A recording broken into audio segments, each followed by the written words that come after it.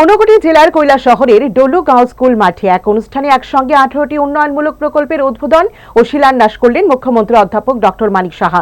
অনুষ্ঠানে উপস্থিত ছিলেন সমাজ শিক্ষা ও সমাজ কল্যাণ দপ্তরের মন্ত্রী টিঙ্কু রায়, ঊনকোটি জেলার জেলাশাসক ও সমাহর্তা মেঘা জৈন, পুলিশ সুপার ঋষভ, রাজ্য ওয়াকফ বোর্ডের চেয়ারম্যান মফস্বর আলী সহ প্রশাসনের আধিকারিক ও জনপ্রতিনিধিরা।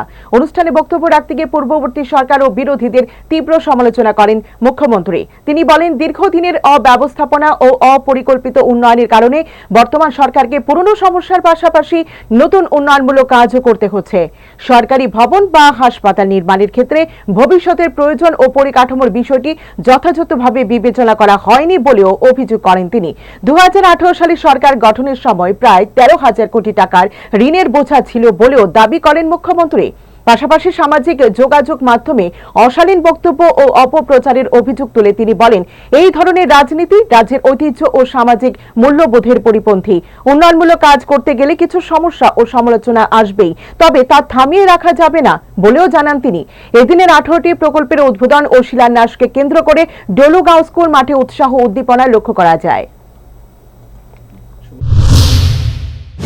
তারা কি করে গেছেন, অনেক কথা বলেন, বাড়িয়ে চাড়িয়ে অনেক কিছু কথাবার্তা বলেন, কিন্তু তারা যদি সত্যি সত্যি কাজগুলো প্রপারলি করতো তাহলে তো আমাদের পক্ষে অন্য কাজগুলো আরও ইজিলি করতে পারতাম। যেটা আমার মাননীয় মন্ত্রী একটু আগে বলার চেষ্টা করেছেন, এমন সব হসপিটাল বা এমন সব ঘরবাড়ি বানিয়েছেন, সরকারি বিল্ডিংগুলো বানিয়েছেন, সেখানে মানে কি বলবো, মানে নিজের আমি আগরতলা জিবি হসপিটালেও যাই, আর এখানেও আমি দেখেছি কৈলাসহরের হসপিটালের কথা বলেছেন যে সেখানে হাওয়া বাতাস যাওয়ার কোনো সুবিধা নেই। মানে একটা হসপিটাল করতে গেলে কি কি লাগবে বা কোনো বিল্ডিং বানাতে গেলে কি কি তার প্রয়োজনীয়তা, তাদের সেই ধারণাই ছিল না, ধ্যান ধারণাই ছিল না। পয়সা আসছে সেন্ট্রাল গভর্নমেন্ট থেকে, বানাও, আর সেই বানানোর বিষয় আপনারা সবাই জানেন, এবং এমন সব কাজ করে গেছেন যার জন্য আমাদের খুব অসুবিধা হয়। আজকে আমাদের সরকার যখন গঠন হয় 2018-তে 13,000 কোটি টাকার মতো প্রায় ওনারা আমাদের যে ঋণ আমাদের ঘাড়ের মধ্যে চাপিয়ে দেখেছেন। এখনও হাইকোর্ট থেকে সুপ্রিম কোর্ট থেকে যেসব আমাদের উপর যে আর্থিক যে বোঝা আমাদের উপর পড়ছে, সবকটা ওনাদের সময়ের সমস্যা, আর সেইগুলো এখন আমাদের সেই সমস্যার আমাদের নিরসন করতে হচ্ছে সব জায়গায়।